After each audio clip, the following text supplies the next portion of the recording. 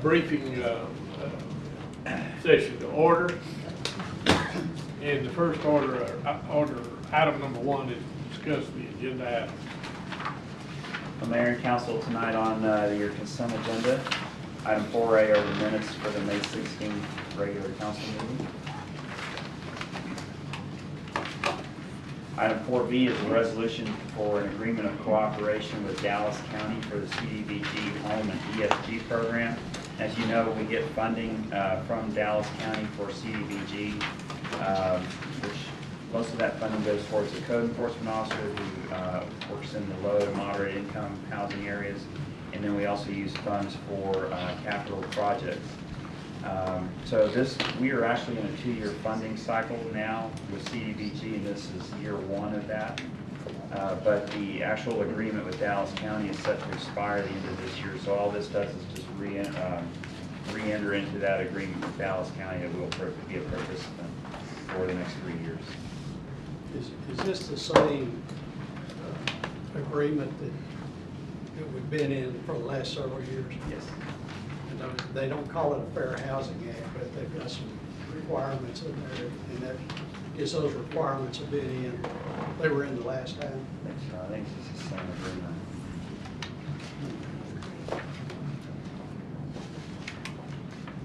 Item 4C is a resolution approving terms and conditions of a memorandum of agreement with the City of Cedar Hill and with the Trinity River Authority. This is for a small area of the city that we discovered the wastewater flows are commingled with the City of Cedar Hill wastewater flows, but they are not metered there. And so we haven't been paying our portion to TRA of those wastewater flows. So in negotiations with Cedar Hill and with TRA proposed this methodology where we will calculate the winter average or base average for the months of November, December, January, and February for those properties, and then they will apply a wet weather factor to that base amount, and then they will charge us that amount for wastewater flow and deduct that from the City of Cedar Hill. And then at some point, if we ever get a metering station in that captures those properties, then we would go to that metering station, actual flows versus the calculated flows. This doesn't have any real effect on those properties. What it does to us is it will increase our costs a little bit, but it's not that much. It will be absorbed in the utilities fund. Item 4D is a request by the city attorney for an extension on a submission of a report to council concerning an allegation of ethics. On the items for individual consideration, item 5A is to appoint council and citizen to the audit committee.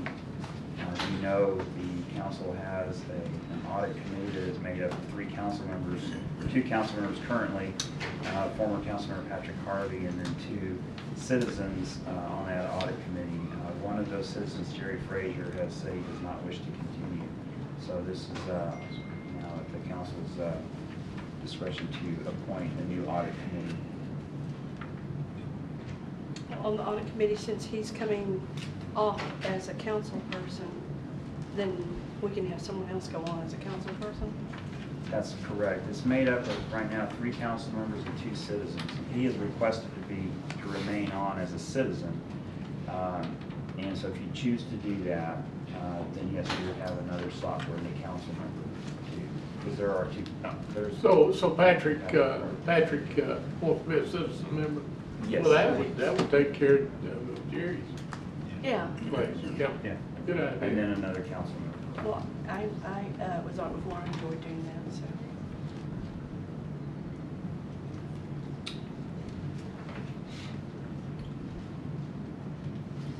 Item 5B is the election of the mayor pro tem. Our policy is to be done on the second meeting following the council elections and swearing in of new council members.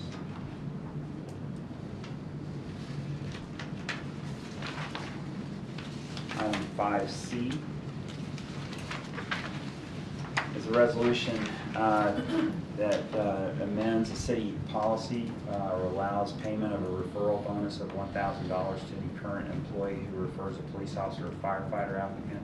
As you recall, at the last council meeting, we brought to you an incentive bonus for new recruits, and there was some discussion about the employee referral bonus. Current guidelines are it's paid to police officers who recommend an applicant to the police department. So what we're proposing is that we open this up to any city employee who refers a police officer or a firefighter applicant will receive this $1,000 referral bonus once they have completed their probationary period or their firefighter paramedic training.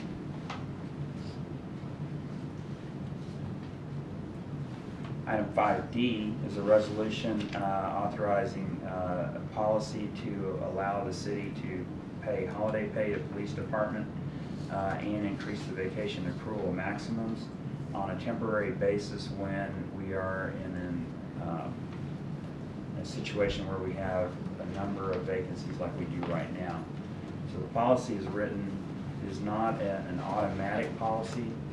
It would go into effect if we have more than 4 vacancies in the department, and with the police chief's recommendation and the city manager's approval, then we would increase the maximum accrual caps for police officers, because especially like right now, they are not able to take their vacation.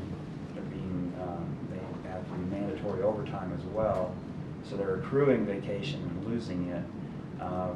So by paying the holidays as they work them, instead of accruing that also and then having even more time that they can't take off, we're proposing that we would pay the holidays during that temporary,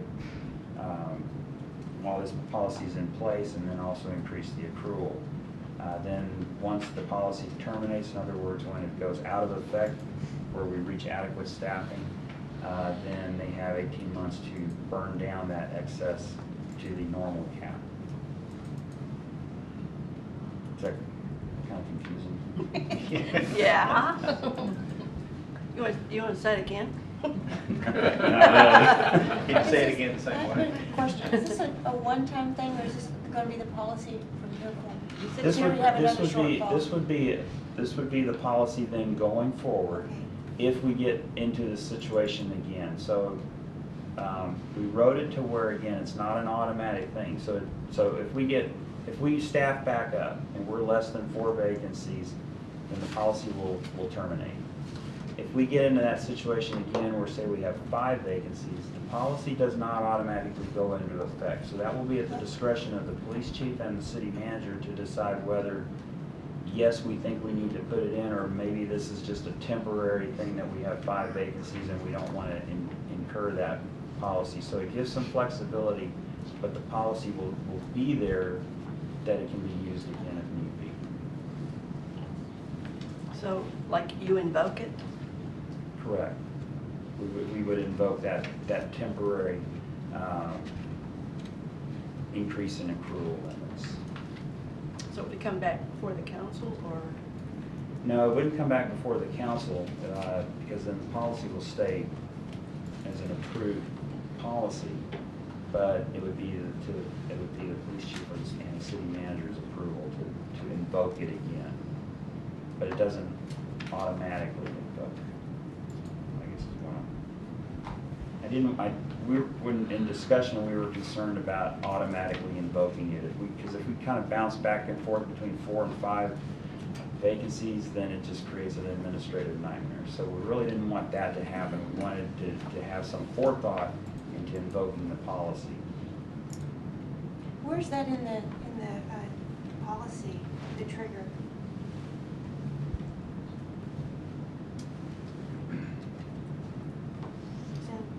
It's in the purpose section. Okay, I The see policy that. may be implemented when staffing levels are deemed inadequate and with the recommendation of the chief of police and the city manager's approval.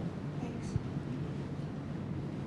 And then we would provide notification to police department personnel when the policy is invoked, and then also when the policy is terminated, which then starts the clock for them to burn off that excess vacation.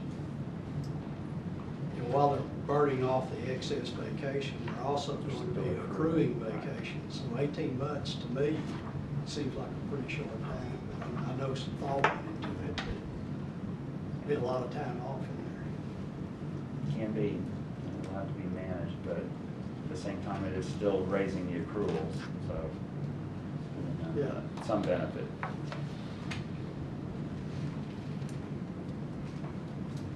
Items 4E and 4F are similar. One is for a landscape master plan agreement with Pacheco Coat to develop a landscape master plan for Highway 67. Item 4F is an agreement with Pacheco Coat to do a landscape master plan for I-20. Both of these are with the intent of submitting for TxDOT's Green Ribbon Grant Program. They have significant amount of funds available. We've mentioned this to y'all several times before as we've talked about these highway projects. They have significant amounts of funding available for landscape improvements for cities that are in non-attainment areas like Dallas-Fort Worth. And so they have encouraged us to apply for this grant program, but we have to have a plan to submit. And so if we get the Green Ribbon Grant, it will pay for all of the landscaping and irrigation. It will not pay for hardscape. So there will be elements within the plan that we are proposing as far as like hardscaping, things such as gateway signage, maybe some other elements as well. Those would be at our cost, but the landscaping and some other things too would be included under the grant program. The US 67 one, we are proposing that it be, that is an agreement with the city of Cedar Hill as well. And so the development of the master plan is jointly shared, the cost of that between Cedar Hill and us. The one on I-20 is just with us.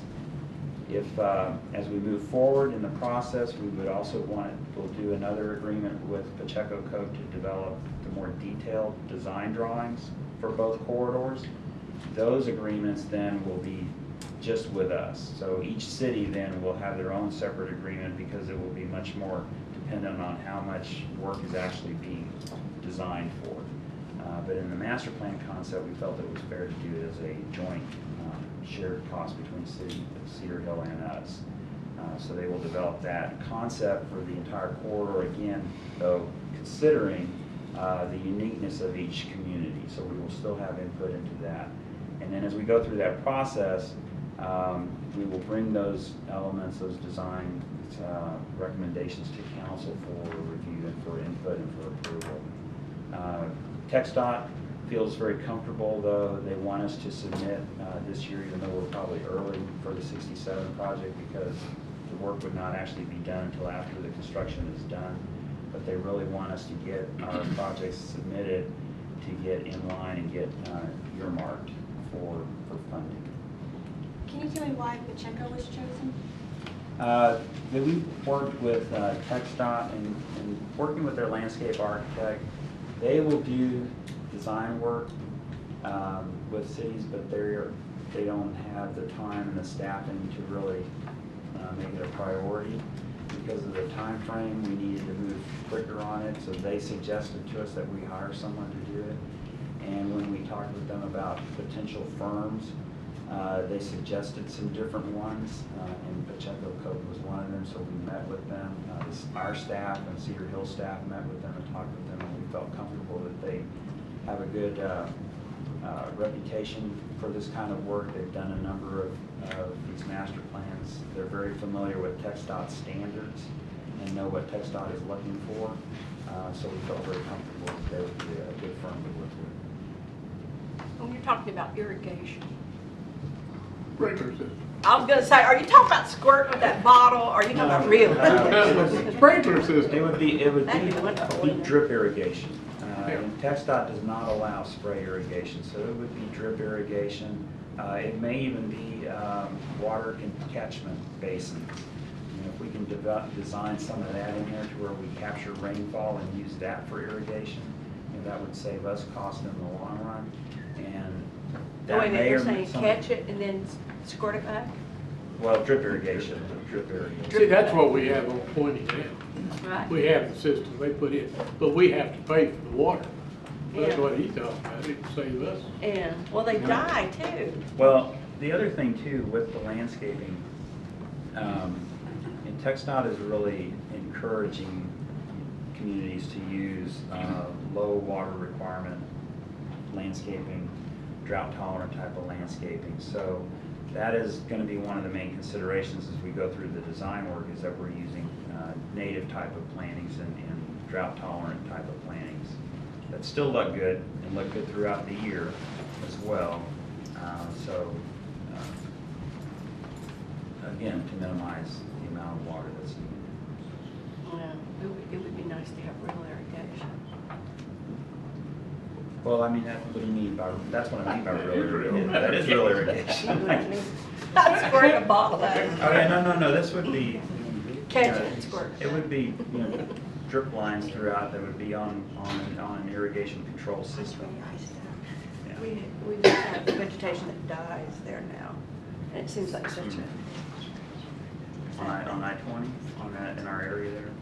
Not sure, is only the Gateway area, is that the only thing that's irrigated, or are the trees irrigated too? The trees have been, I believe, removed from the irrigation, because after 1 After year or it's- 2 years, it's time for them to be on Sink or their own. swim. Yes, exactly. But we've also had some issues with that, so there's an infrastructure, though, in place there. But, and then we lost some trees because of the fire. A fire and the wreck this weekend as well, so I mean, Right. there's been several different incidents that occurred. Right. And we want to plan in the fall. We want to give them a half chance to do well. You mentioned that TxDOT suggested that go ahead and start with the project. Is there a timeline to submit the grant? Yes, and actually yesterday was the deadline. So we have submitted, but we wanted to make sure we brought this to y'all. We did not have a chance to bring this to you the last meeting. So Pacheco Coke has done some preliminary work on it, and we have. Now, if the council chooses that you don't want to submit for the grant, we can still pull it. But yesterday was the deadline, we had to get it in. For both? Yes, for both projects. Now, we're still early too, because theoretically, they will not approve it except in the year that it would be done, which technically is not until FY18. But that's again why TxDOT wanted us, and we just found this out a couple of months ago, that they wanted us to submit this year to get earmarked for it. And you said it comes at the tail end of the project when they're. Right, it will not, the work will not be done until after the project is completed. So 67 has already been let for construction. It's supposed to start construction this summer and be finished by early 2019, 2 years from now. 2 years from now. So the earliest we would start on the landscaping project, the Green Ribbon project, would be 2019. And the irrigation that we're talking about, is that part of the grant? Or is that part of our part, the 21 and the 18? Was the irrigation would that be included in the? Yes, the irrigation is included, it will be included in the grant proposal. Okay. And again, this has just been very preliminary. We have not done, we will submit more detailed application. And that will be also where y'all will have the opportunity to provide input to choose what you want it to look like. But all of that will be included, the irrigation, the extent that we want to do. Type of foliage. Right, types of plantings, the extent of catch basins, if we want to incur that or not. Gateway signage, other architectural features, things like that. Recognizing that some of those things may be our cost, some of those hardscape things will be our cost. But it also fits in line with what we're trying to accomplish and what the recommendations of the comprehensive plan will be, because this really does, as we said before, goes towards branding of the community, and it's improving the aesthetics of our main travel corridors. And those are key recommendations in the comprehensive plan. So we will also want to make sure that whatever the design is, that it fits in with what the comprehensive plan design elements are that are recommended. So these two numbers here, just 21, and they may change? Well, there will be, these are the initial master plan concepts. So this is just really more of the concept plan. And then once we get into once we have selected a concept plan, then we will have to get into more detailed architectural and construction drawings and documents. That will be a separate contract, and that will be a separate cost. But this way, we'll get the money reserved Right. for it, and it can vary somewhat. Right. This is basically what it'll be. And my understanding is that TxDOT has millions of dollars allocated for these projects, is that right? For plants, irrigation? Right. Part of a federal contract is they have to set aside X number of dollars in the overall picture for landscaping. And they We don't generally- need just to get cactus. We can get something lovely. There's a lot of native plants that are really nice, but this is, you know, we took that governor's grant when we did the other landscaping on 20, and we multiplied that to what, about $300,000, something like that? By using the TxDOT was volunteering money to us because they had an excess amount. So they like to spend it on stuff like this because they have to. It can't be used for anything else. It has to be used for landscaping. So Yeah, it's set aside a certain amount. Well, we can come up with some very lovely ideas if they'd like to share with us. And they will have some exhibits as well of some other cities, what they have done. And I think y'all will be really pleased with what we can do. As long as we water it. Farming water, absolutely. That's all I have. Those are all the items on the agenda. okay.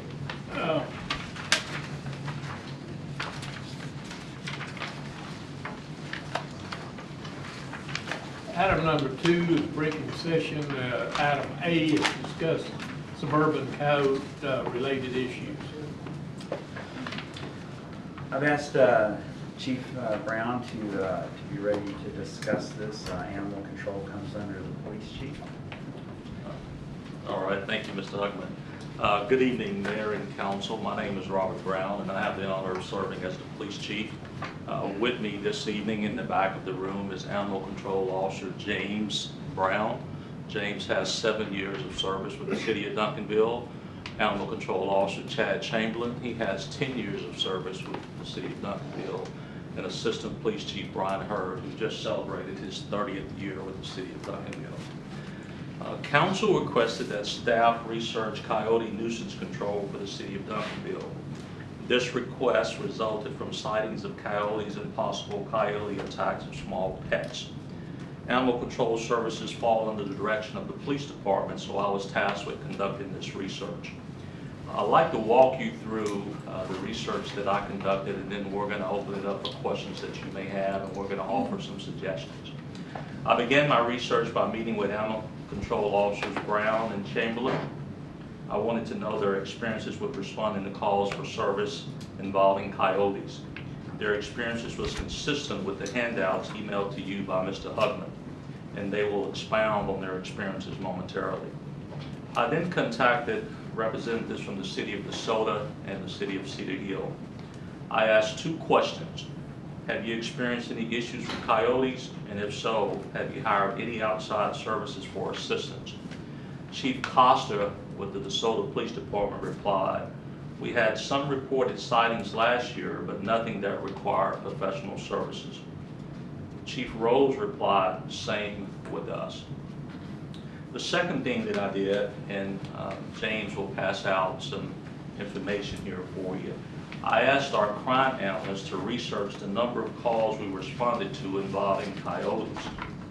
From February 2006 to June of 2017, we responded to 124 calls involving coyotes. That's an average of 11 calls per year. Of the 124 calls, 101 were sightings of coyotes only. 23 involved questions from citizens regarding coyotes, requests for traps. Make sure the council gets on, James. Requests for traps and pet attacks. No calls involved a report of human beings being attacked.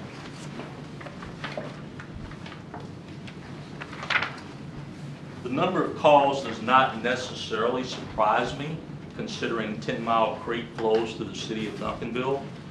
10 Mile Creek is a natural habitat for coyotes. 10 Mile Creek also flows through the cities of Cedar Hill, DeSoto, Lancaster, Ferris, and Wilmer. I then contacted the Dallas District Office of the Texas Wildlife Services.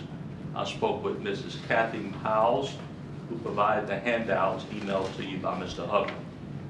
Mrs. Miles referred me to wildlife biologist Adam Henry, who I'm scheduled to meet with in the morning. So I don't have specific suggestions that he is going to share at this time. However, I will provide those to you at a later date. Mr. Henry is available to attend our next council meeting on June 20th.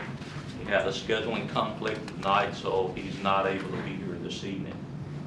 Mr. Henry indicated that Wildlife Services currently work for the city of Mansfield. So again, I'm not familiar with what suggestions that he provided to the city of Mansfield, but again, I'll have that information to you at a later date. He believes that Wildlife Services will not attempt to remove all coyotes from our city. He says that their focus will only be on coyotes that cause a nuisance by coming into neighborhoods, attacking pets, etc. He also believes that coyotes removed from the area will quickly be replaced by other coyotes coming in the area. Mr. Henry encourages public education as a way to reduce the chance of human-coyote conflicts. So at this time, I'd like to start with Animal Control Officer James Brown to just share with you his experiences, because he and Chad are the ones that actually get the calls to respond to coyotes. So James, if you don't mind, would you just share with them briefly any experiences that you may have involving coyotes? Well, number one, in the 7 years that I've been doing this, we've only caught one. The coyotes are very sensitive about where they put their feet. You only caught one? We've only caught one. We have a huge dog trap that we use for the dogs that are roaming around, and we bait it. We're not allowed to put live bait in the traps. What we came up with, that we knew they like squirrels, so we got a road quill squirrel, put it in there. It was real windy that night, and the tail must have been moving, and it tripped, and it came in, and we caught it. Other than that, we have not caught one. We've set the trap 20, 30 times, put different kind of bait in there, try to catch them, no luck. No luck at all. The coyotes are very sensitive, they're very territorial, and when we catch them, the only problem with that is we have to euthanize them. Because if you take a coyote and put it in another area, the other coyotes will rip it apart. So when we catch those, we have to euthanize them. We caught one bobcat in the 7 years that I've been doing this. They have a cat rescue out in Fort Worth. They came and got the whole trap and took it down there, and then bring our trap back, and they'll release them at the cat rescue. Other than that, we have not caught one. Where we putting the traps? In people's yards, near the creeks. People will request, saying, hey, my dog, my cat got taken. We'll bring the trap out, we'll set it there. We have to move it around, that kind of thing. We have to take it and put it where we can chain it down. We have had people steal our traps. We've had a guy coming with bolt cutters, or somebody come with bolt cutters and cut the doors off of our traps. So people don't like to see you trapping. You got a lot of people out there that don't want you to trap. But when they request them, we bring them out to your house and we set it up. Thank you, James. Any questions, Mayor and Council, for Animal Control Officer James Brown? Yes, ma'am. What do you suggest to the citizens that have sightings? Because I know that on Johnson, it's the street over from Johnson. Man, I just went blank. You know what I'm talking about? Yes, ma'am. They had my niece lives on that street. They had her neighbor's dog. They saw the coyote come and get the dog. And so they're like 2-3 blocks away from the creek that's coming in. And then I see here in Madrid's like 8 blocks from the creek. So what do you suggest that citizens do? Well, The thing of it is, the coyotes are getting too comfortable Yeah. around the people. Yeah. We tell them, don't feed them. A lot of people will set food at the back door for the coyotes. They think they're cute, they think they're pretty, but you gotta let the coyotes know that your yard is not the place to be. By making noises when you see them pounding on the glass, we don't suggest you go out there and confrontate with them or try to make them go away. You bang 2 pots together or something like that, just to give them noises to scare them away or try to scare them away. But they're getting too comfortable around people. And I can report this, last night coming home, there were little bunnies all over our street. All over. So, They thin them out. Well, you know, I understand, and that you said not to have them tell them, you know, we want to educate our citizens about feeding them, but, you know, there's been, on my set, I live on Spring Lake Drive, and behind us is a creek. And I've had a neighbor that was walking her dog, and the coyotes came and snatched the dog while she was walking the dog. So, telling her to, you know, not put food out is, I mean, what can we do for our citizens? That's the issue. And I understand about the trap, but I think we have to do something to just make them, you know, have a little more confidence that we're at least addressing the problem. Well, that's a good question, Mr. Blanc. If you look at the handout that, yes, sir, turn to the second page. Go down to the middle of the page where it says territorial tax. I think that might answer your question.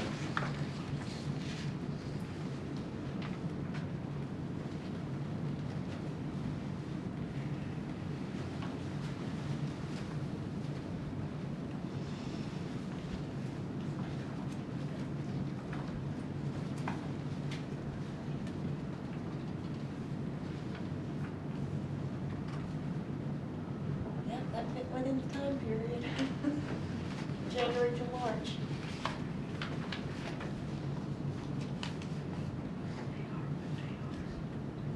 Chad, you want to briefly just go over some of the things from this handout, very briefly?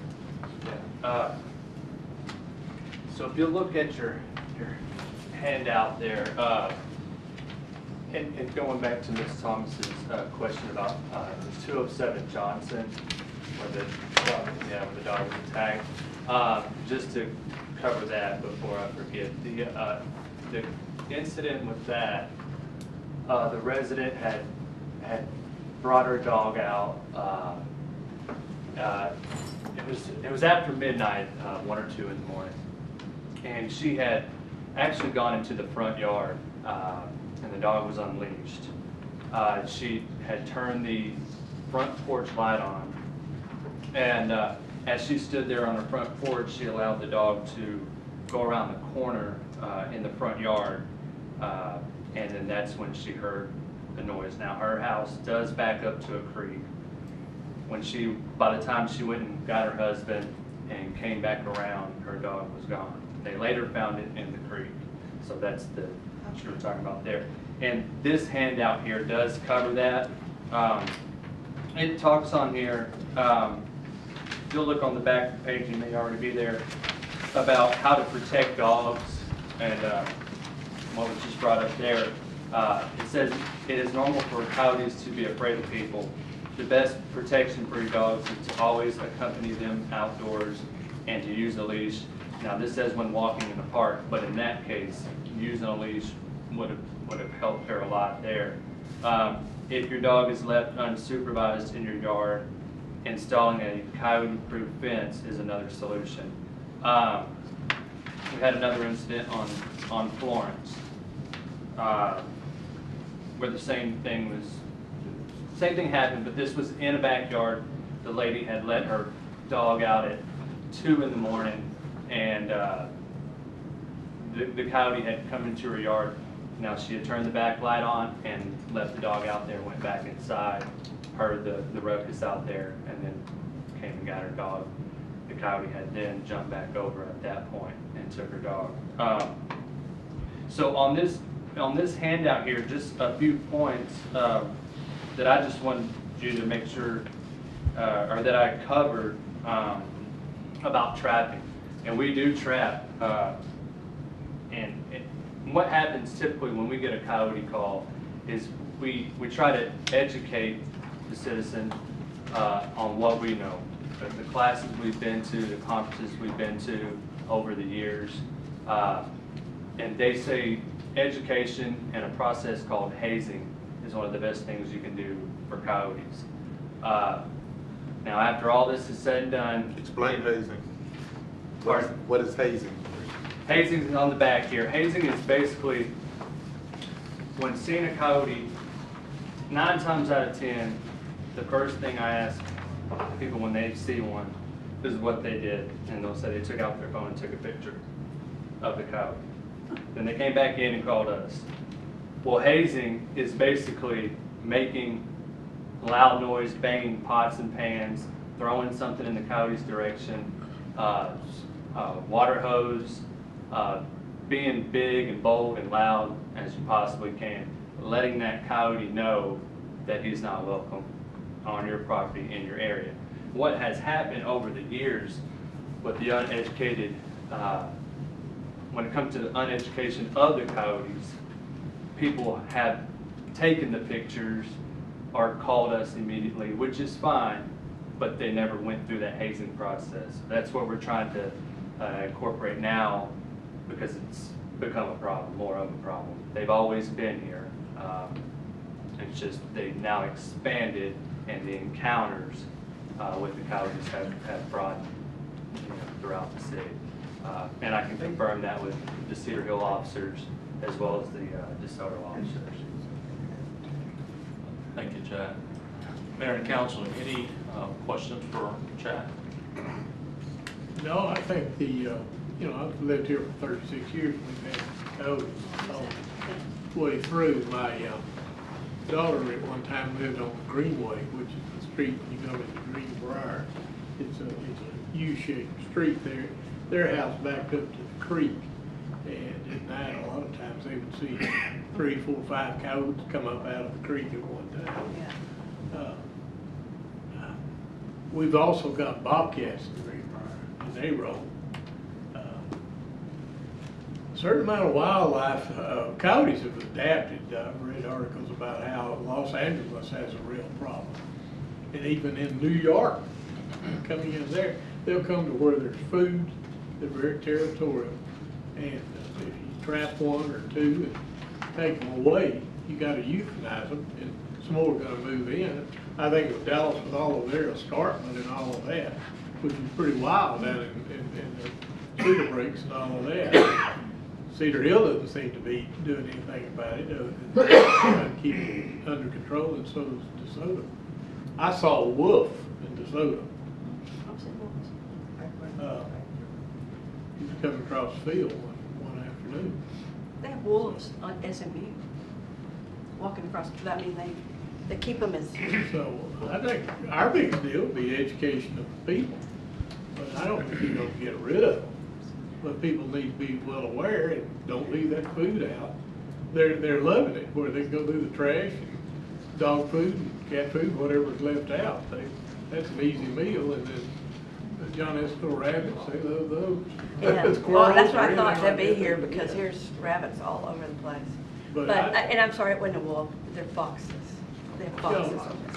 There is a difference. Yeah, there is a difference. But you know what else? We also have eagles, we have owls, and they're huge. They're not, and I mean, they're predators too, so, or they eat little dogs. We put the information out. I know there's been a lot of discussion on Nextdoor, so we have put the information that we sent to you in the packet. We've put that out on Nextdoor, and we will continue to make more effort at getting education out there to the citizens.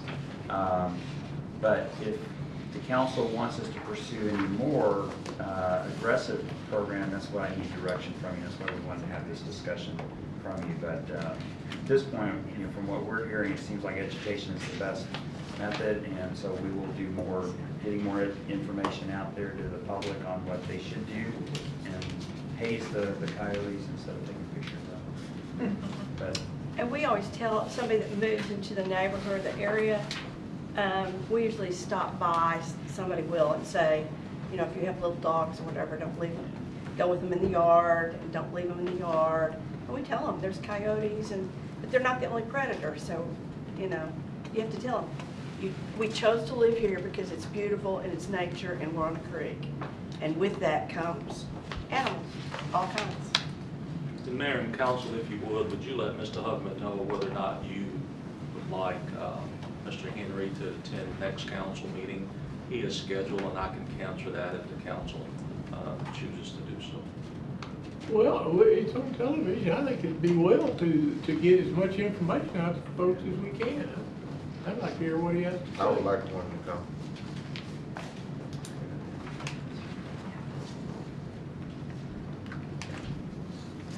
We'll schedule him on a briefing session for June 20th. One of the things that's happening now, and you know, and social media is not all bad, is that it's on social media now. It's a good discussion topic for people to talk about what they've seen. But I certainly don't want anybody to get hurt. But we haven't had that, but it could always be the first time. But we need to step up what we can do about educating people, I think. Thank you.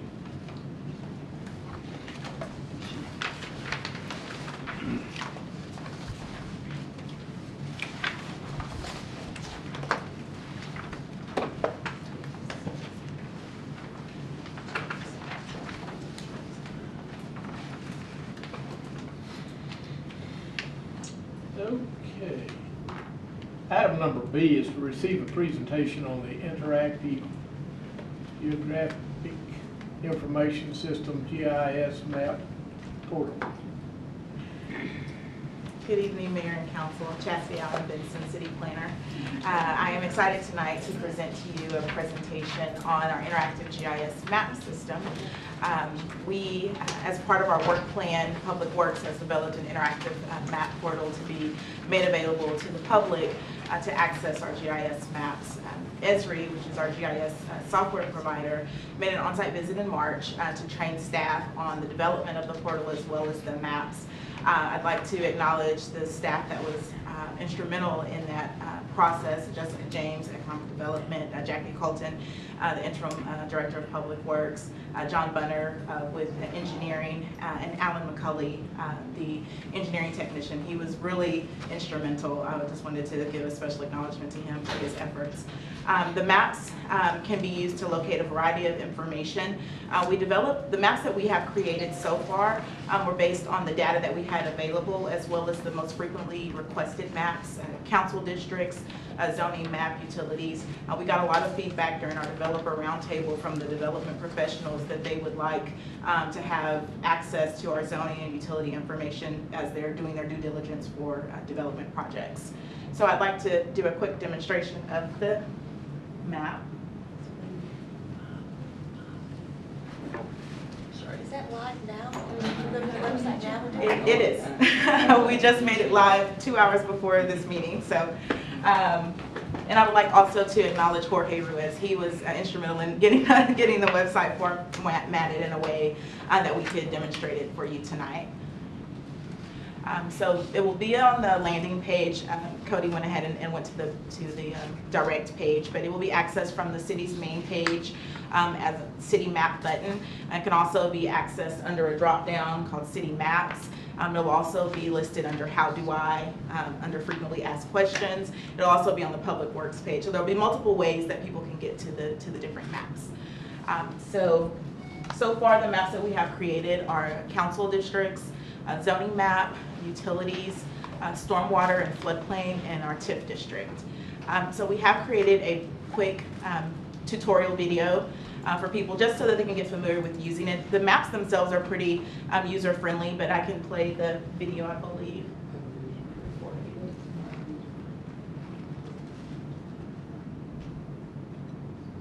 Interactive GIS map portal. The purpose of this video is to show you how to access the interactive maps and display the functionality in the maps. Once on the portal, you have the option of choosing from different maps to view. For this demonstration, we'll be viewing the zoning map. From portal, click the map you want to view. A new page will open and a disclaimer will be displayed. Once you click accept, you may now interact with the map. The toolbar at the top of the map is where the functions are located. There is a zoom in and out feature.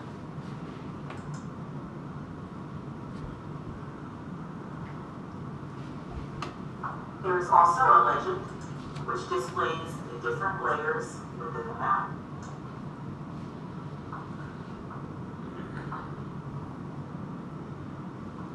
There is also a layers feature which displays all the layers, and you have the ability to turn the layers on and off depending on what you want to view. For example, in the zoning map, if you only want to view one particular zoning district, you can turn off all the other layers except that district.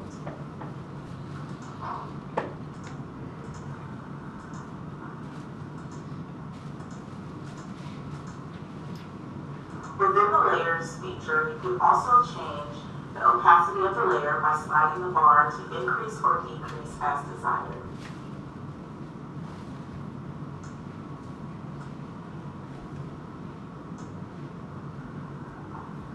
In the toolbar, there is also a base map gallery where you can choose the underlying layer of the map.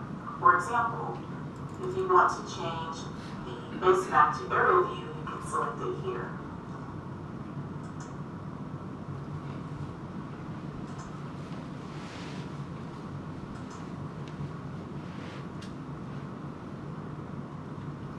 There is also a measure tool, which you can use to take approximate measurements on the map by area or by length.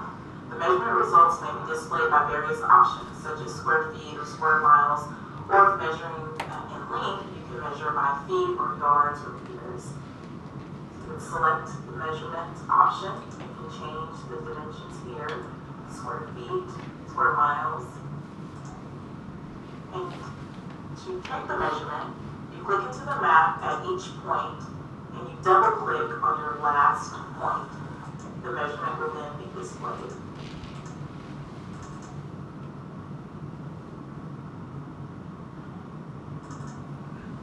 The details option on the toolbar is simply the name of the map. The share feature allows you to share the map via social media or copy the map link to embed in an email. The print option allows you to print the map as a PDF or JPEG. You can also name the printed map and add the legend to the output. Finally, the most important feature on the toolbar is the search feature. You can search the map by address or intersection by typing into the search bar.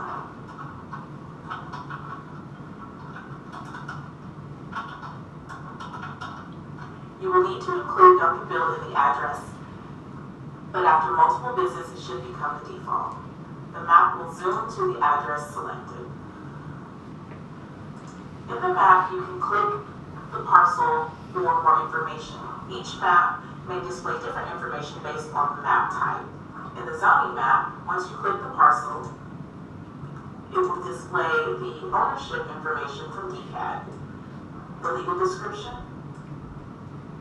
the zoning, the ordinance number, zoning regulations, and you have the option to click more info, which will open a separate page to take you directly to the zoning regulations for that specific zoning district. You can also access DCAD by clicking the more info link next to DCAD link, which will open another window with the DCAD information for the selected property. We hope this video is helpful in assisting you in navigating the City of Duncanville interactive GIS maps. Each map displays different data, so be sure to explore each map for applicable information. I want to thank Cody for recording that and not getting me in the film. That was very important. Like, just get the screen, don't get me.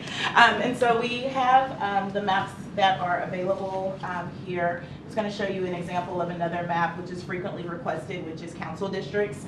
Currently, the only maps that we have on our website are PDFs. So when people are searching for their properties, it's very difficult to navigate because it's not searchable. They just kind of have to zoom around to where they think their property is located. Here we have the opportunity for you to, again, type in your address in the search bar, and you can go to the property. Can't type it up.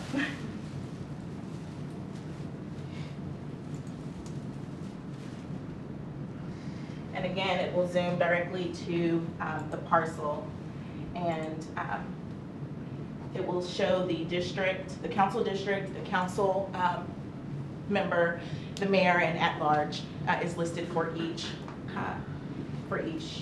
property. And so, of course, you can also click it at the zoomed out view.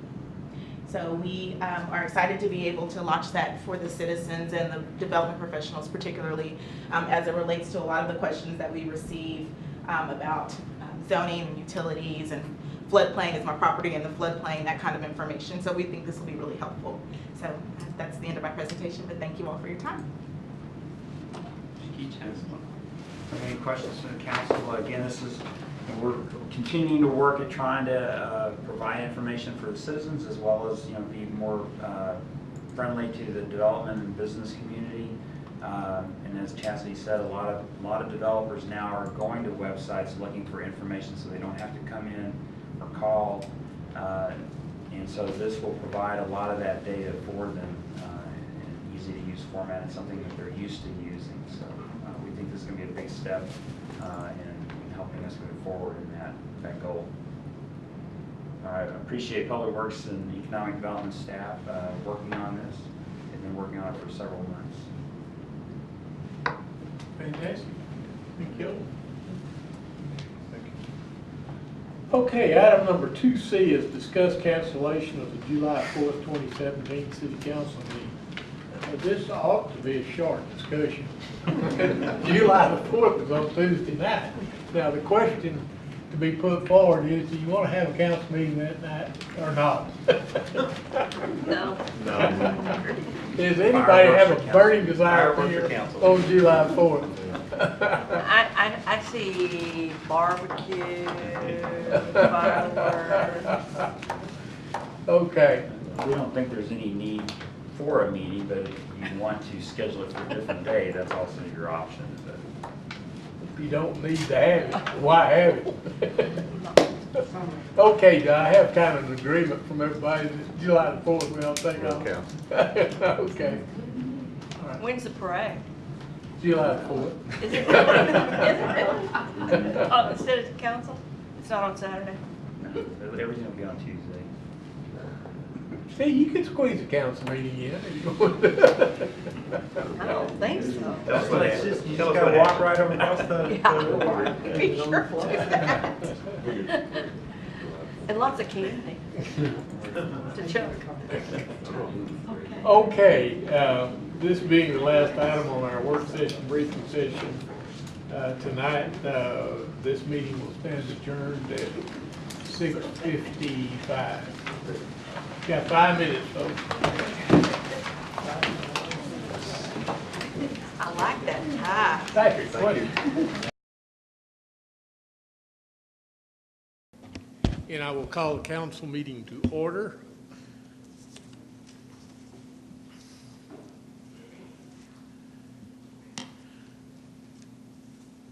The first order of business tonight will be our invocation, and tonight it will be led by Pastor Dr. Jaime Andrade from the Central Familiar Cristiano Church. Jaime, good to see you, sir. After that, we'll have the Pledge of Allegiance to the flag, so will you please stand at this time? Thank you. Let's all pray together. Dear Father God, we thank you for this beautiful day. And once again, we thank you for the beautiful city of Duncanville. As we gather together, I ask, Lord, for your guidance, your wisdom, your understanding upon each one of our council members, the mayor, the administrators, every staff member. I ask you, Lord, that you help us to align the path of our city according to your will. Help us, Lord, in the precious name of Jesus Christ. Amen. Amen. Bless you.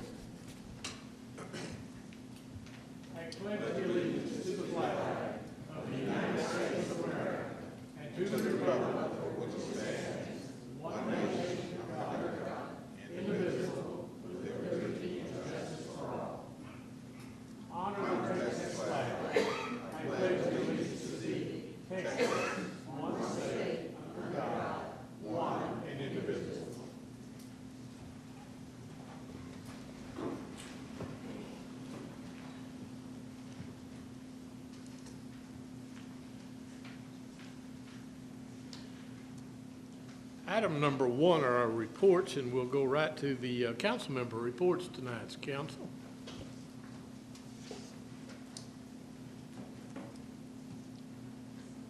Councilman Rutherford. Yes. Tomorrow, June the 7th, is the 100th anniversary of the Lions International.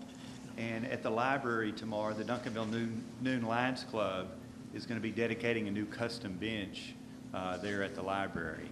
I'm not sure. I've got 2 times. I've got 2 p.m.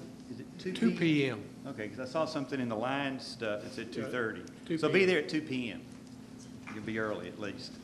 So better to be early than late. So if you're in the area tomorrow, come out to the library and see the dedication of the custom workbench or the custom bench. Seeing no further lights, we'll go right down to the city manager's report. Thank you, Mayor and Council. Would like to invite the public to a town hall meeting on Wednesday, June 21st. We will be presenting the comprehensive plan, the draft comprehensive plan and recommendations. As you know, we've been working on that plan for over a year now.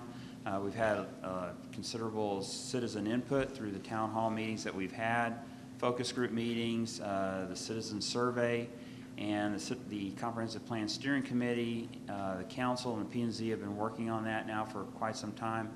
And so we have a draft of the plan ready and draft recommendations, and so our consultant, Friesen Nichols, will be hosting a town hall meeting again on Wednesday, June 21st at the D.L. Hopkins Jr. Senior Center. And we will present that plan and the recommendations and get citizen input on it as we get closer to bringing that plan to completion, hopefully in August of this year. So I encourage you to come out, let your neighbors know about it as well, and come out and see what Duncanville is, what we're proposing Duncanville be for the next 15 to 20 years. Thank you. That's at 7 p.m. Registration's at 6:30 and the meeting starts at 7 p.m. Again at the D.L. Hopkins Jr. Senior Center.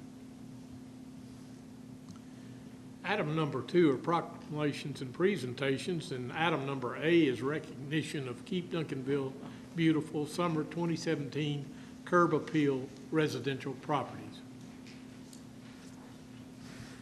Thank you, Mayor and Council, City Manager. It is my pleasure as the staff liaison for Keep Duncanville Beautiful Board to bring forth, along with Bobby Cutler-Hill, our chair lady, the properties that we have as the board has gone around and selected throughout the community to encourage beautification within Duncanville. So we will start with District 1.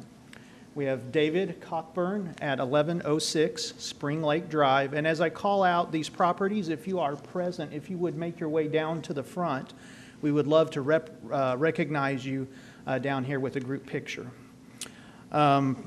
District number 2 is Glenn Stromquist from 331 Cardinal Creek Drive.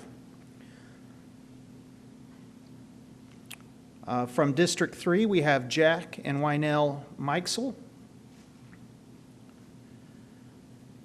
From District 4, we have Peter and Katie Clendenin at 1931 Silver Creek Place.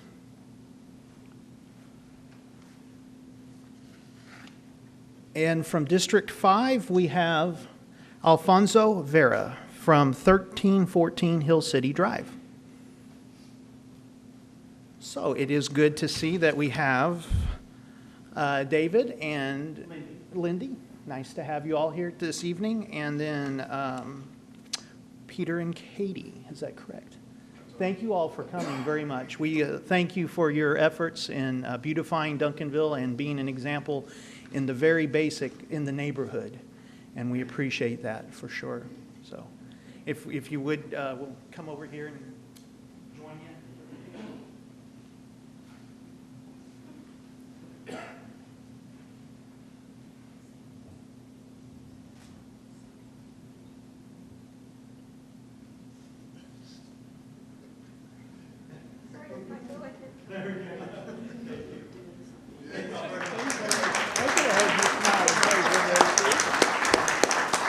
Thank you very much. Thank you, sir.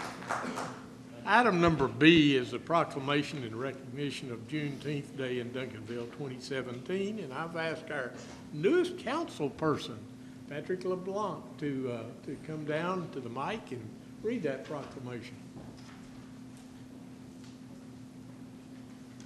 Chair,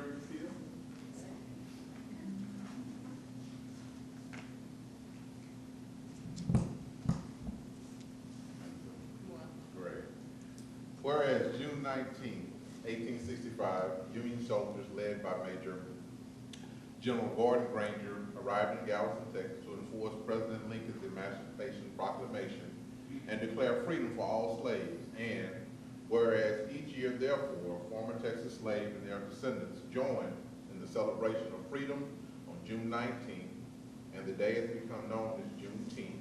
And whereas across our nation, Americans continue to celebrate Juneteenth, a day to reflect upon the suffering of slavery and to remember the joyful Declaration of Freedom. And whereas it is a time for rejoicing with families and friends and a time for planning the future. And whereas in 2017, Best Southwest Juneteenth celebration will be held Saturday, June 17, 2017, at Lancaster Community Park, 1700 Veterans Memorial Parkway, Lancaster, Texas. Now, therefore, Mayor David Green, Mayor of the City of Duncanville, Texas, do hereby proclaim June 19, 2017 as Juneteenth Recognition Day in Duncanville, and urge all citizens to acknowledge the importance of this day in the history of African American culture. This celebration acknowledges the history of an important part of American society and aids in unifying our city and our nation as a whole. In witness thereof, hereto he has set his hand and caused the seal of the city of Duncanville, Texas, to be affixed this 6th day, June 2017.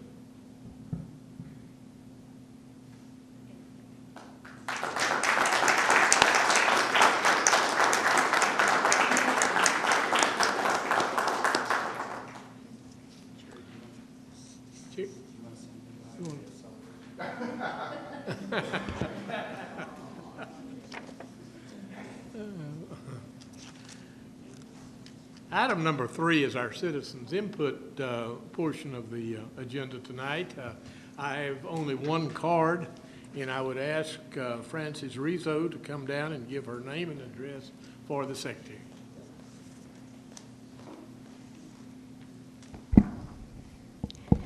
Buenas tardes, Mayor Green, council members, city staff, and fellow citizens. I'm Frances Rizzo, and I reside at 603 Woodhaven Boulevard here in Duncanville.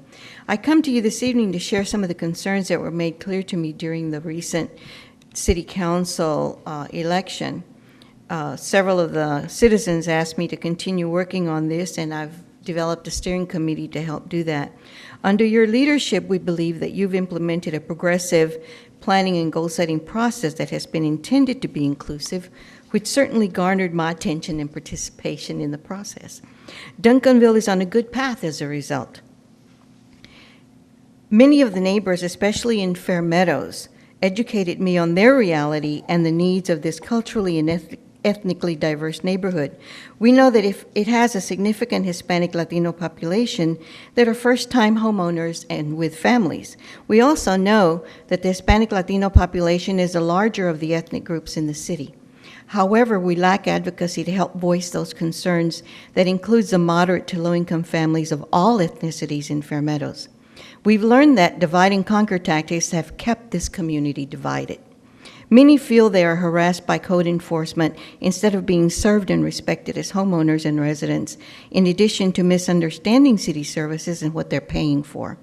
We need to conduct a needs assessment with the CDBG funds in the areas designated, especially in Fair Meadows, in order to prioritize the intended use of these funds, and that is to assist low and low-income communities to build up their neighborhoods, with their collaboration and cooperation, in addition to the code enforcement that is very much alive there.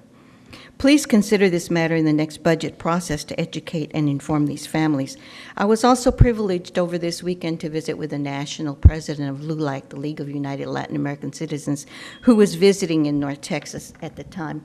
He has pledged to work with us here in Duncanville to form a local council of LULAC, and also work with MALDEF, the Mexican American Legal Defense and Education Fund, to help build that voice in the community. Thank you. Thank you. Item number 4 are consent items, and they're items number A through D. And at this time, I'll ask our city secretary to read the captions on those, please. Item 4A, consider the minutes for the May 16th, 2017 regular city council meeting. 4B, consider a resolution for an agreement of cooperation for CDBG, HOME, ESG programs with Dallas County. 4C, consider a resolution approving the terms and conditions of a memorandum of agreement by and between the Trinity River Authority of Texas, the City of Cedar Hill, Texas, and the City of Duncanville, Texas, concerning the methodology for calculating the Duncanville wastewater flow and charges to Duncanville. 4D, consider approving an extension until June 20, 2017 to the city attorney for submission of a report to City Council concerning a complaint alleging a violation of Code of Ethics. Council, you've heard the captions read. Is there a motion concerning these items? So moved. Second. There is a motion and a second. Will you please vote?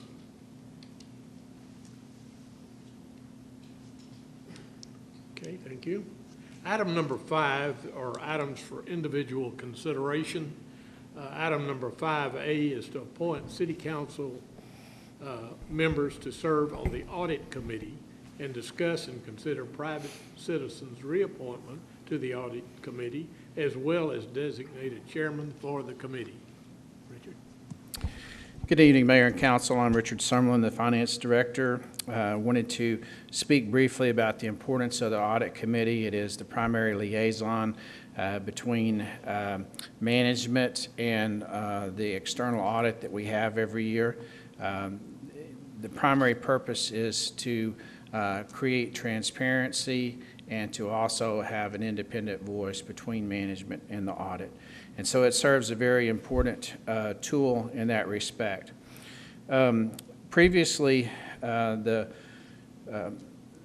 audit committee was made up of 3 council members, Dennis Schwartz, Stephen Rutherford, and Patrick Harvey. And of course, Mr. Harvey did not elect to return or run again for council.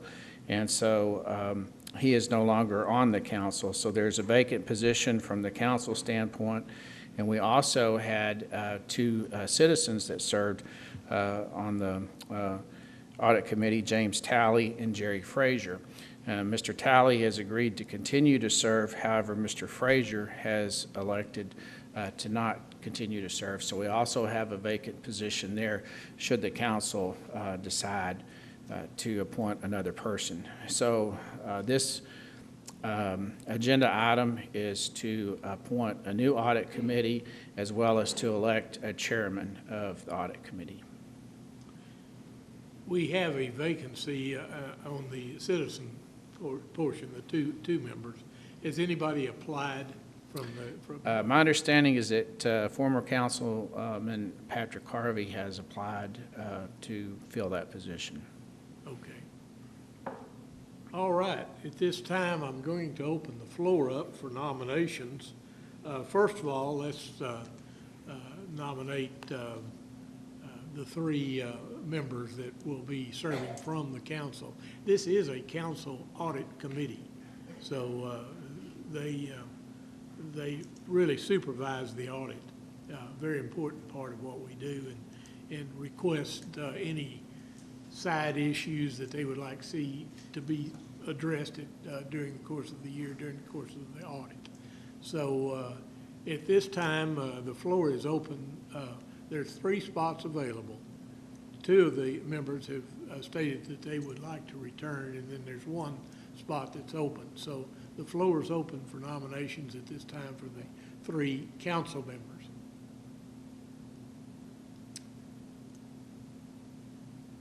Don't everybody speak at once.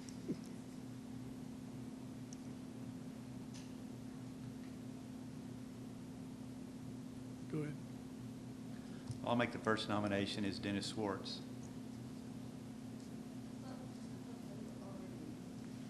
Well, it's an annual reappointment.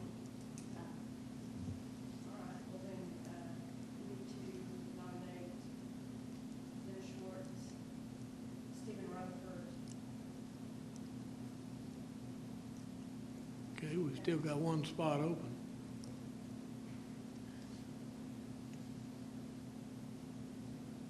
Well, does anybody show interest? I'll also nominate Leslie Thomas, if she's interested. Okay. Anybody else? I'll nominate John Ed Jameson. Okay, that's 4. There's 3 spots available. Anybody else?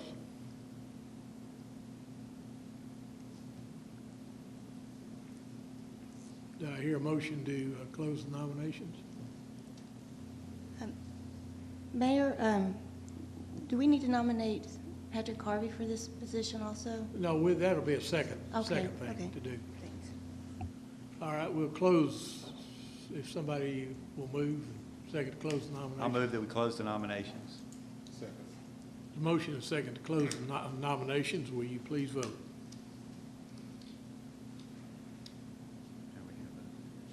Okay. Now, let's see. We've got four people for 3 slots. Mayor, City what I Attorney. would,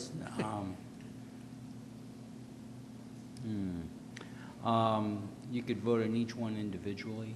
You know, it would require a majority to appoint that one person. So you would go through and, I don't know if you want to draw lots on the order in which they were voted on until you get to 3 members. So if you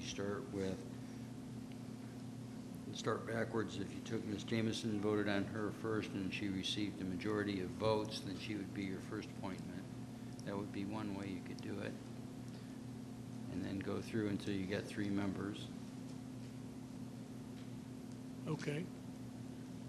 Does the council agree to that? We'll start in reverse order, and you will vote, and you only have 3 votes, so you'll cast 3 votes, but there's 4 there. Well, you could do a cumulative voting method, but if one of the 4 members did not receive a majority of votes, then you would go to the next person. I guess you could, in essence, not get a majority for any of them and appoint no one, but. Okay, all right, we'll start with Ms. Jameson. Now remember. And then you can do it by green is yes, red is no, and you could do it electronically if you'd prefer. You can do roll call. We can do it electronically, if that's an agreement with the council. Okay. You're going to vote 3 times. There's 4 people, and you're going to cast 3 votes. That makes sense to everybody? Okay, the first one will be Johnette Jameson. Green is yes. Well, this, you don't need to vote the negative vote. This either vote your green button. Okay, and then someone's gonna have to keep track of how many times everyone voted. That'll be my job. I have a really Okay. talent. I'm glad you're here This is tonight, my Bob. idea, I guess. Okay, the first name is Johnette Jameson. If you vote yes for her, hit your green button. And leave them up there for a minute. Okay. Okay. Next The vote. next order, who was the third one? The next was Leslie Thomas. Okay. Vote. Okay. Schwartz. Oh. And Mayor. Okay. Okay, next. Okay, the next one would be, Oh, I'm sorry, Stephen Rutherford. Stephen Rutherford. All right.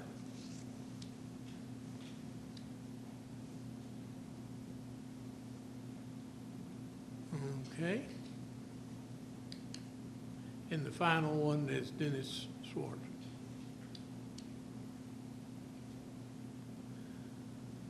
Okay, thank you very much. Now,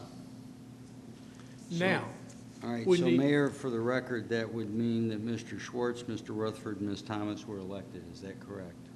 yes. Thank you. Okay, the next thing to vote on is who will chair this committee for the coming year. I nominate Steve Rutherford to be the chair. Okay, Steve Rutherford. Anyone else? You ready to close the nominations? Mayor, if they would entertain a nomination to close the nominations and elect by acclamation Mr. Rutherford. Okay. You want to close the nominations? Somebody want to close the nominations? All right. No, that's, oh, Patrick, you want to, that's to speak. You want to speak? Nominations closed. Yes, okay. Second? Second. Okay. Since Mr. Rutherford was the only one nominated, the vote will be to elect Mr. Rutherford by acclamation. Okay, please vote.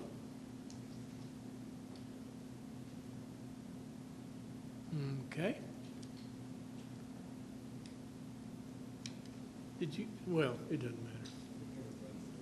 Okay, the final part of that will be the election of the two outside auditors.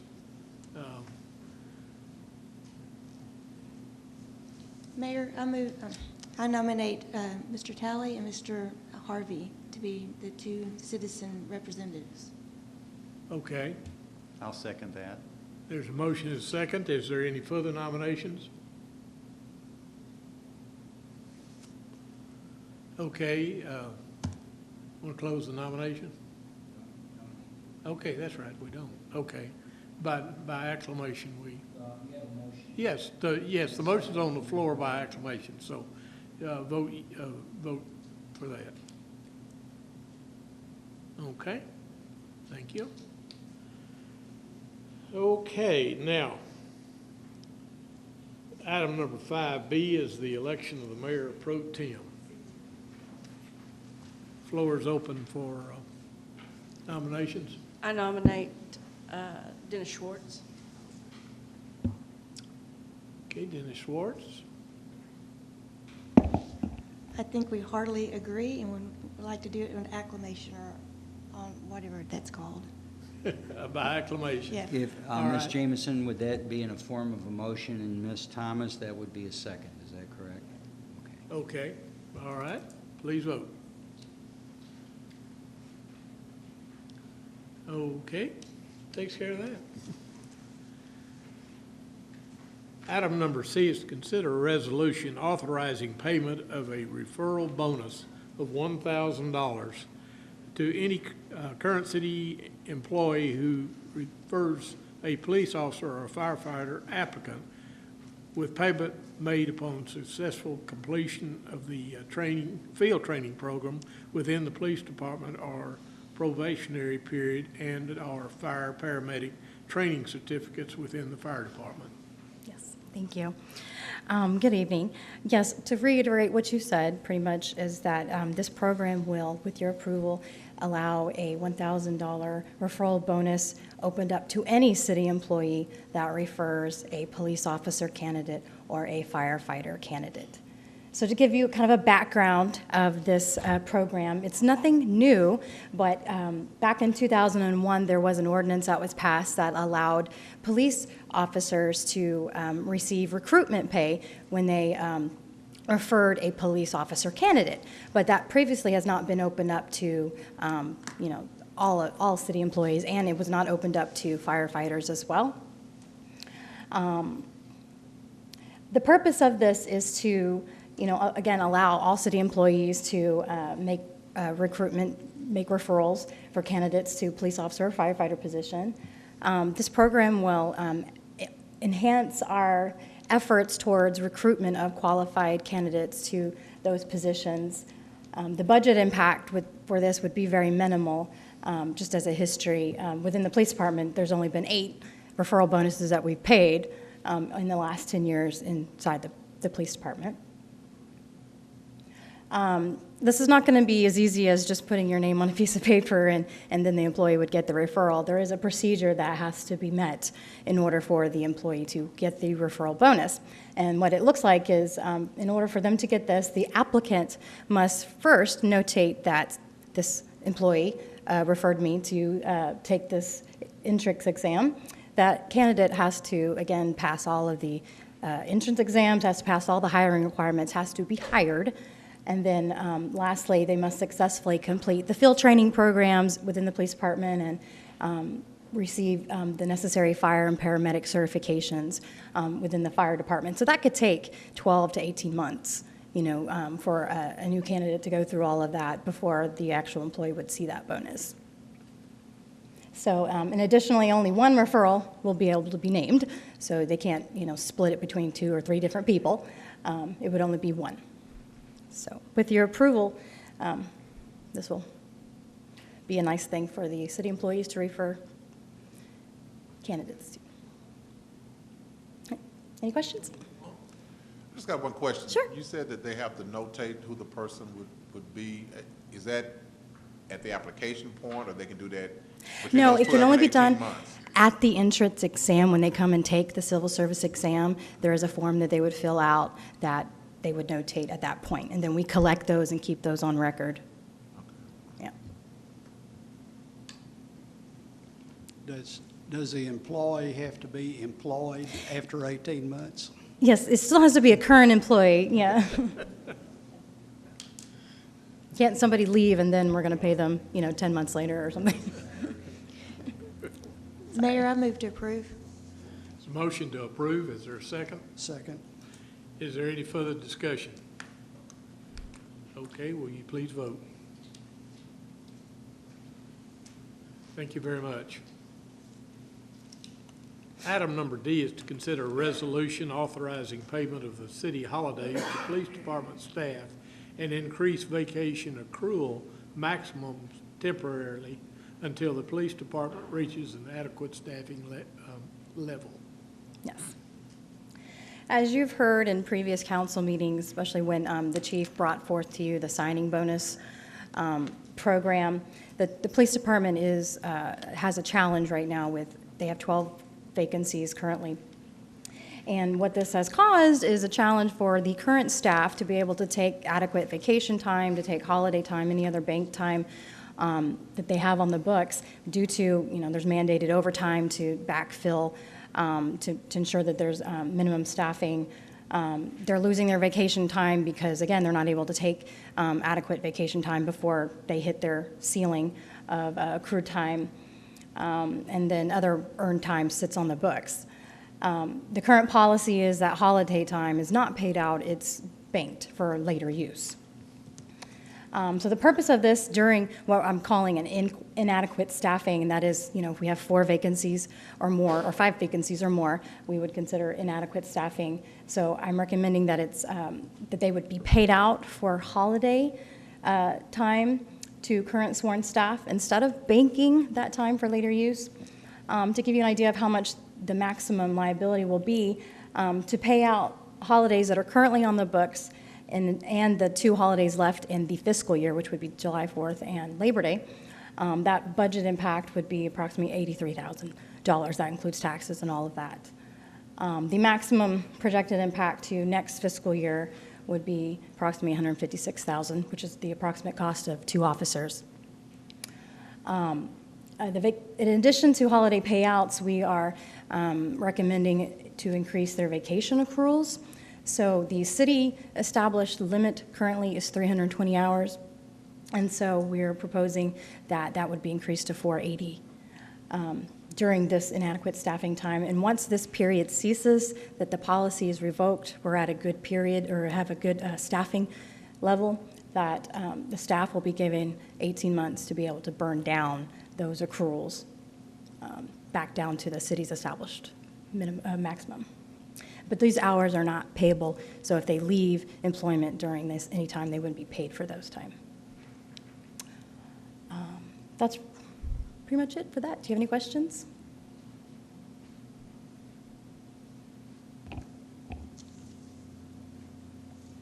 Go ahead. So the payment for their holiday pay, is it the same rate that they would get if it's any other day, or is it? Right, it's at their hourly rate. I don't Did know. I understand you correctly? I'm sorry? Yeah. So they get 8 hours per holiday. So they're being paid out 8 hours of holiday I wish I would time. have thought this through during the briefing sessions. Fire and police are, our first responders. They put their lives on the line. They put their families, aside for our parties on 4th of July and Christmas parades. And I just think that just paying them the regular hourly rate is, I think maybe we should pay them more. I don't know, what's the standard? The standard for all employees is they get paid their hourly rate for holidays. The standard amongst policemen, in this area. That is the standard. That is the standard? Yes. And what this does is, right now, because they work shifts, some of them, sometimes they have to work holidays, sometimes they don't. But when they work the holiday, they get the hours banked. And so then that just adds to that bank of hours that they're not able to use. So this was seen as a way to keep that number down, pay them out. It was discussed, and the majority of police said they would prefer to see it paid out. And so that's why we've implemented that in this interim policy. But it is the standard, is to pay them their normal hourly rate for the number of hours of holiday. So they would get that whether they're working or not on that holiday. Mayor, I move to approve. Okay, there's a motion to approve. Is there a second? Second. Motion and a second. Any further discussion? Seeing none, will you please vote? Okay, thank you. Thank you. Item number E is to consider a resolution approving the terms and conditions of professional services agreement for a landscape master plan for U.S. Highway 67 to be submitted for TxDOT Green Ribbon Grant Program by and between the City of Cedar Hill, the City of Duncanville, and Pacheco Couch LLC, attached hereto and incorporated herein as Exhibit A in the proposed total amount of $43,000, with the City of Duncanville share not to exceed $21,500. Good evening, Honorable Mayor Green, distinguished members of the Duncanville City Council, City Manager Kevin Hugman. I am Jacqueline Colton. I am the Interim Director of the Public Works Department, and I am here to talk with you all today regarding the two items that the mayor discussed related to landscape master plans for IH-20 and Highway 67. And we are requesting you all's approval of the resolutions for these agreements.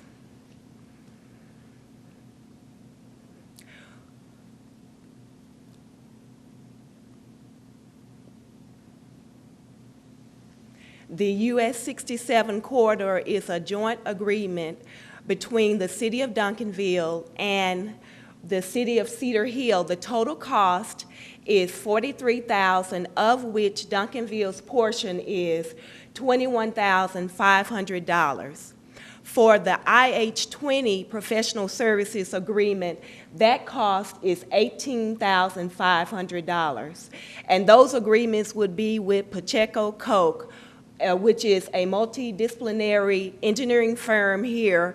They've been in business since 1982, and they have done a lot of the type of work that we're interested in having performed.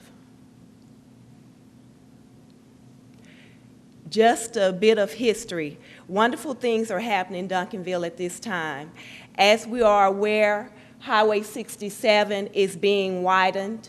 The construction will start this summer. It will take approximately 2 years to complete.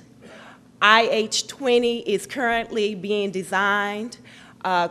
Construction for that one is early 2019. It is currently being designed. It's in the early stages of design. The city has been in discussion with TxDOT related to landscape improvements for these corridors. And TxDOT has informed us that there are grant funds available for the landscape improvements, and we would like to participate.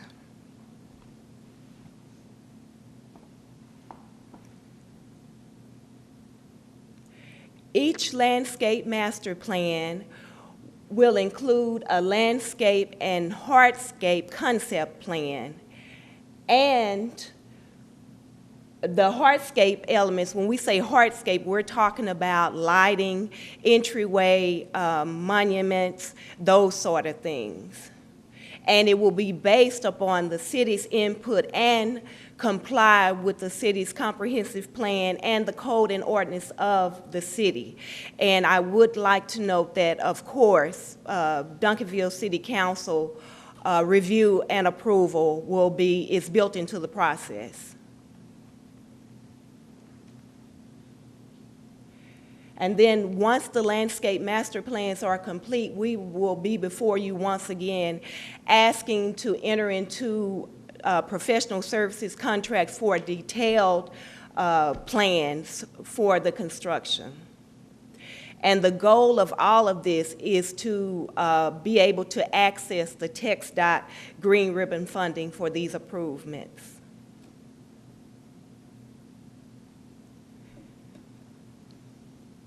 The Green Ribbon Grant Fund is, a TxDOT implemented program, and basically because the Dallas-Fort Worth area is a non-attainment area air quality-wise, then there are funds designated for this area for landscape improvements to help alleviate the air pollution problem we have here. And the type of vegetation that will be used in the landscape will be drought-tolerant, water conservation type plants and native and adaptive plant material. So we won't be planting anything that will not have a great success of surviving, in the corridor. And then, of course, as a part of the grant program, the concept has to meet the state's construction, landscape establishment, and maintenance requirements. And TxDOT would actually construct the landscape improvements at their cost as the grant portion of the project. And then they would maintain the landscape that they planted for 1 year. But they're also asking us if we should be successful in obtaining one of the grants, they would ask us to enter into a maintenance agreement whereby we would agree to maintain the landscape. And then, of course, you know, the hardscape provisions that I spoke of earlier, they would not be funded by the grant. That would be at the city's cost.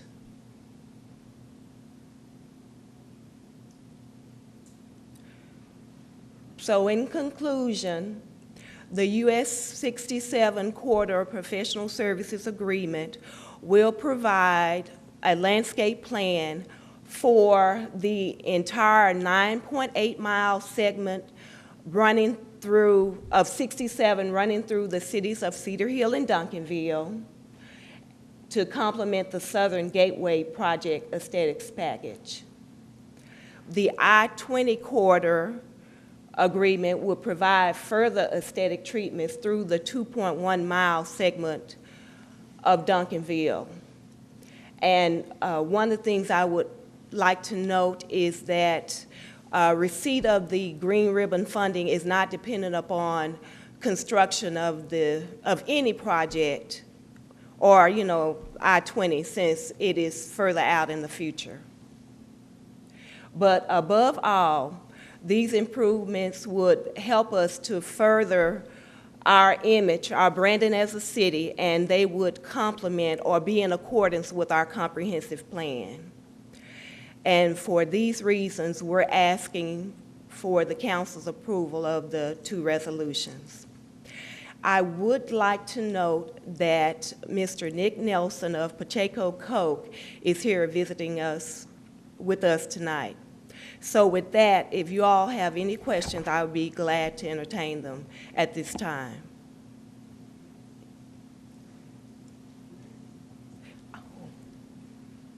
Would you please stand? Okay, thank you. Yeah.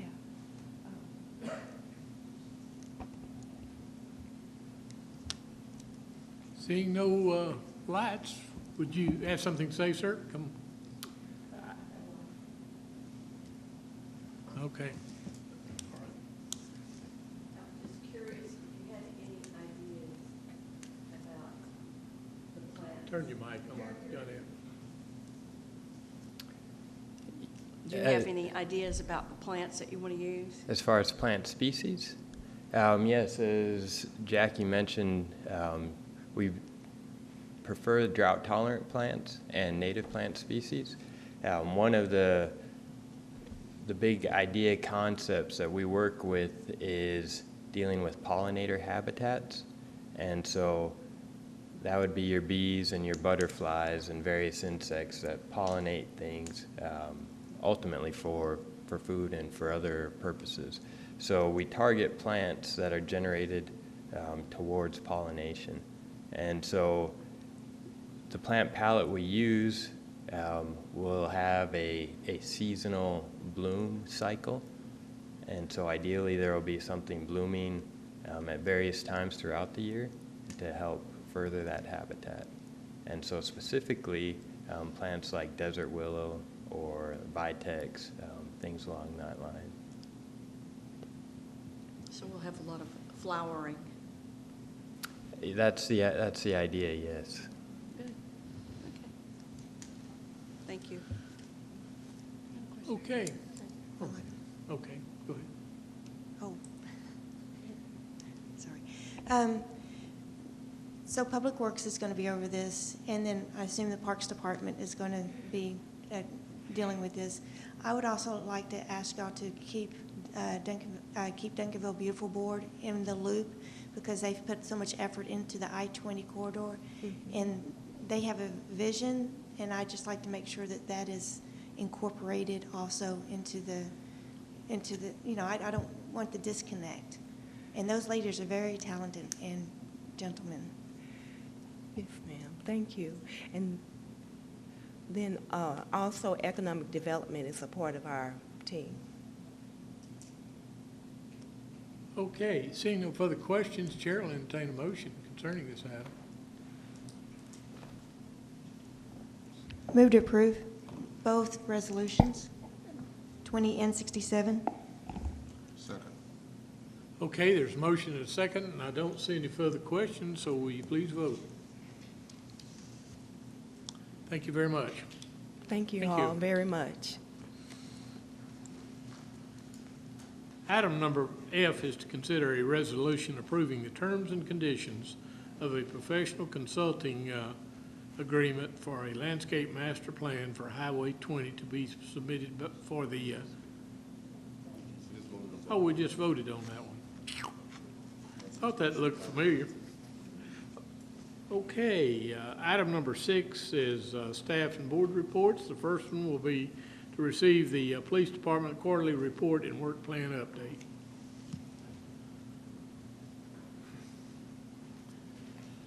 Good evening again, Mayor and Council. My name is Robert Brown, and I have the honor of serving as the police chief. Before we present our quarterly report, I would like to say, on behalf of the men and women of the Duncanville Police Department, I would like to thank each of you for approving items 5C and 5D. The approval of those two items will go a long way in addressing our staffing issues. This evening's PowerPoint presentation, the quarterly report, will be presented by Lieutenant Brett Bean. Thank you. Good evening, Mayor, Council, Mr. Hugman. See if we can get this working.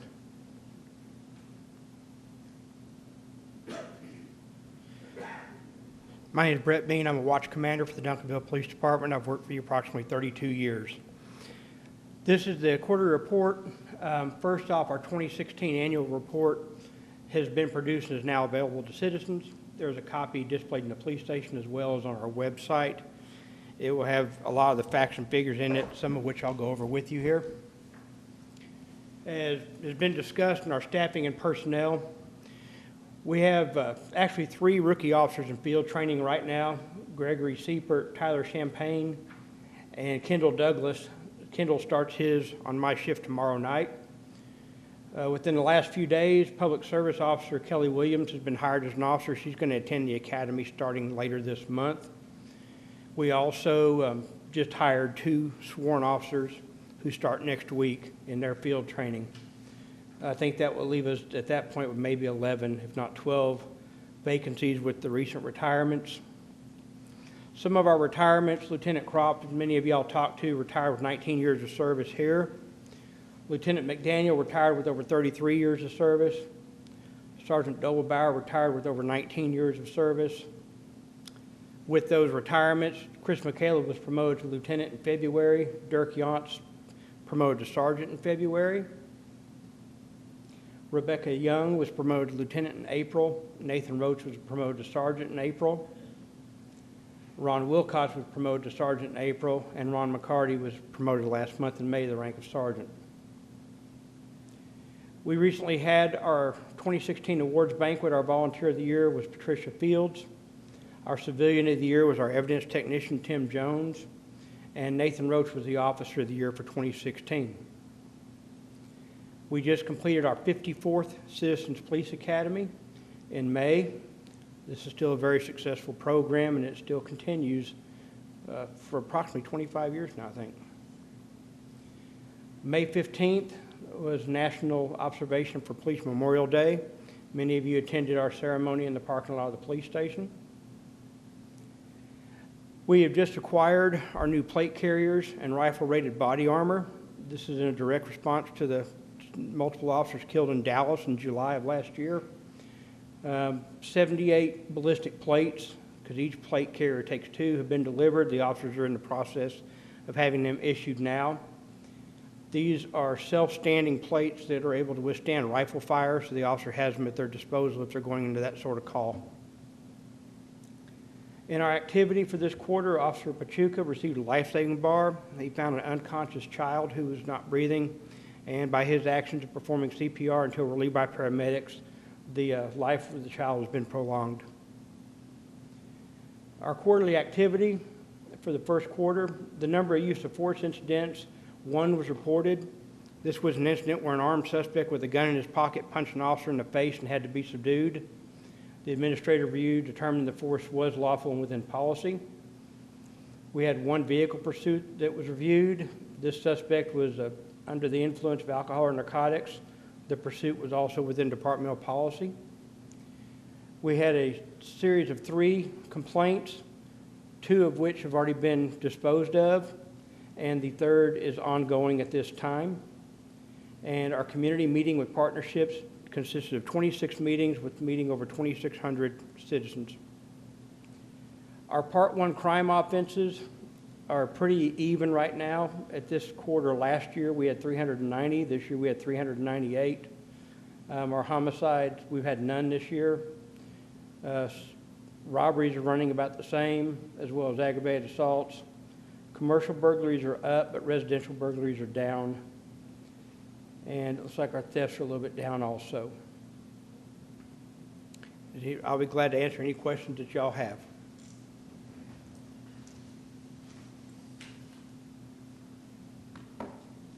All right.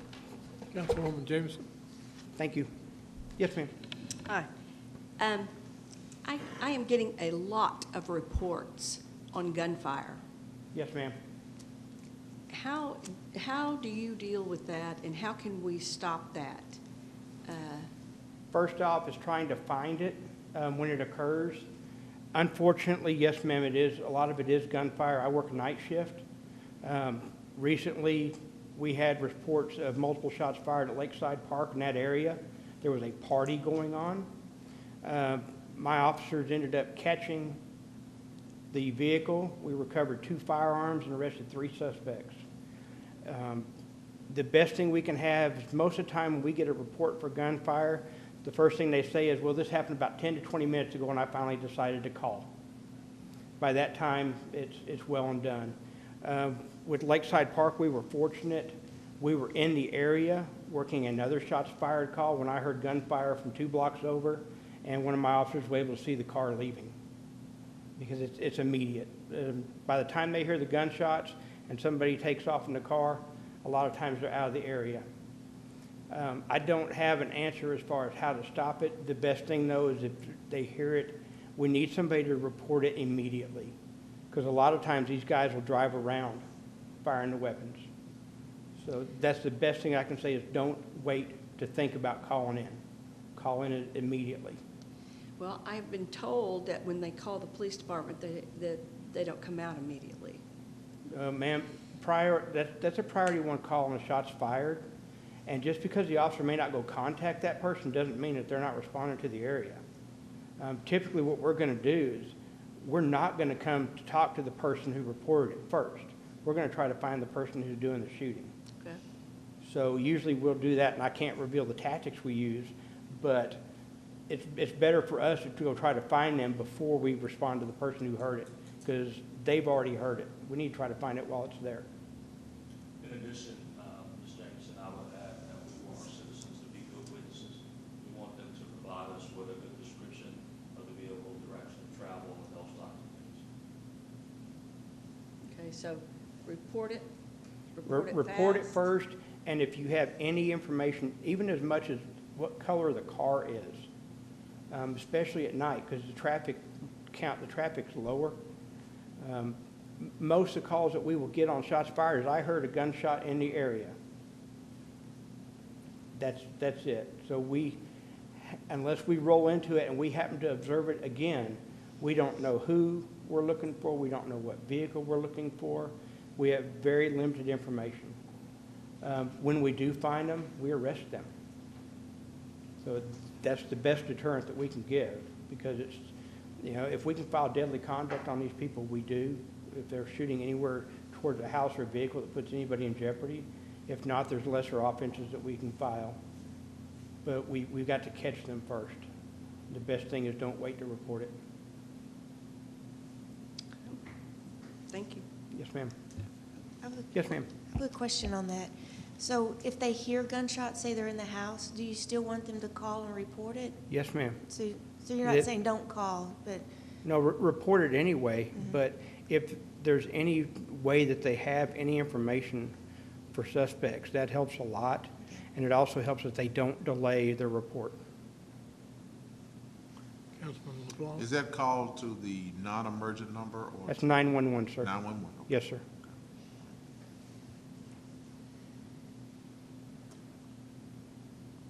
Thank you, Brent. Thank you, sir.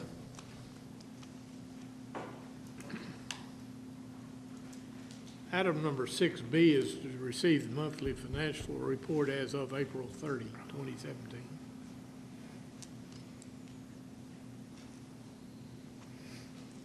Thank you, Mayor and Council. We'll jump right into the financial report. I'm Richard Sumlin, the Finance Director. As of this report is as of the end of April, and at the end of April, we expect our benchmark for revenues and expenditures to be about 58% of the budget.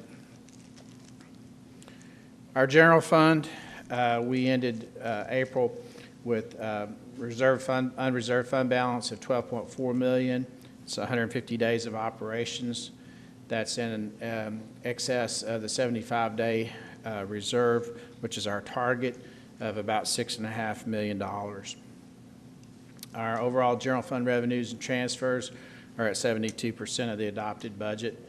Property tax payments are at 98%. Again, that's not unusual because of the timing of when those payments come in, because they come in typically in November, December, and January. Sales tax revenue, as of the end of April, is running about 9% higher than it was the same time last year. Building permits have exceeded the budget by 143%. That's due to permits that are been issued for new housing starts, as well as for the new hotel that's going to be built. Overall general fund expenditures and transfers out are at about 55% of the budget, so they're running slightly below that benchmark. Graphically, the same graph that I always present. The purple line would be our budget if everything was incurred equally over time, and the blue line is our previous 3 years averaged together, and then the red line shows the actuals October through April, and then the green line that finishes that red line is what we project based on the budget. And so as you can see, our general fund revenues are running ahead of what we project. That's not unusual, though, because of the timing. Lasering out property tax revenues, again, you can see that during that December, January, February time frame is when they skyrocket up, because that's when the most of those are collected, and then it tapers off over the remainder of the year. This is our sales tax projected out. Again, we're running about 9% above where we were last year. So that straight line budget, if you will, you can see that the red line is just a hair above that, and then kind of continuing along that trend as we estimate for the remainder of this year. Our general fund expenditures, they've been started out the year running just above the straight line, and now we've dropped down below the straight line. So that's good news, because that's the benchmark against the budget. So we're, as we noted previously in the previous slide, we're just a little bit below that 58% benchmark. Look real quickly at the utility fund. We've got an ending unreserved fund balance of $4.8 million. That's 104 days of operations, and about $2.1 million in excess of the 60-day reserve policy. I do want to point out that utility revenues are, they run 1 month in arrears, so this data here only reflects 6 months. Excuse me. So graphically, same thing as the general fund revenues. You can see how our utility fund revenues, they started out below the straight line budget, and as we've gotten into some of the drier times of the year, we've gotten much closer to the straight line, and as we go through the summer months, the warmer months, we'll probably meet or exceed that straight line on the budget. Good news is that the expenditures are staying below that line, so even though our revenues are below, that's offset by the fact that our expenditures are below that straight line, so we're spending a little bit less than we budgeted. With the Innovation Fund project, I've highlighted those areas or those projects that are essentially complete, and so we have project to date actual expenditures of $1.1 million out of a $2.9 million budget. So we've got $1.7 million left to spend in the Innovation Fund. With that, I'll take any questions. I'd like to make a comment. Sometimes this thing balances out more or less over the year, and it looks like right now the projections are we'll end up the year a little bit above our projections. But you take just like, have you seen that big pile of brush over on the Ladd property at Santa Fe and Daniel Dale? We ended up, I think, we normally have one pickup crew, is that right, on the big limbs and stuff? And we ended up, what, with 4? Well, Republic normally has one brush truck assigned. We ended up having to contract with another company to augment their service, and they brought in 2 additional trucks with trailers. So that was approximate, and were bigger trucks. So we more than quadrupled our capacity, and they were able to get through the entire city in 9 days, and get us caught up. So we believe we're caught up now again. That extra cost was about $32,000. That will be paid out of the sanitation fund reserves, and we are now seeking quotes from vendors to grind up all of the debris, all of the brush that's on the Ladd property at Santa Fe and Daniel Dale, and dispose of that. So that will be an additional cost. So that's not going into your city dump, but that will be utilized.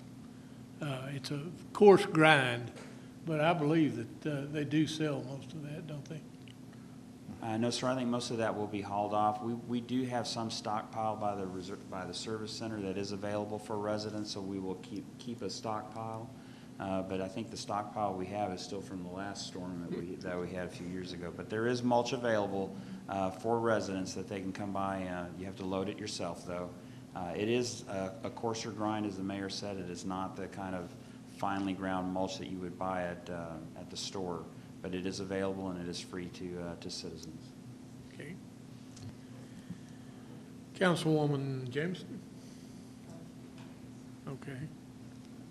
Everybody's lights off now. Seeing no further lights and no further business to be brought before the council, we stand adjourned at 8:07.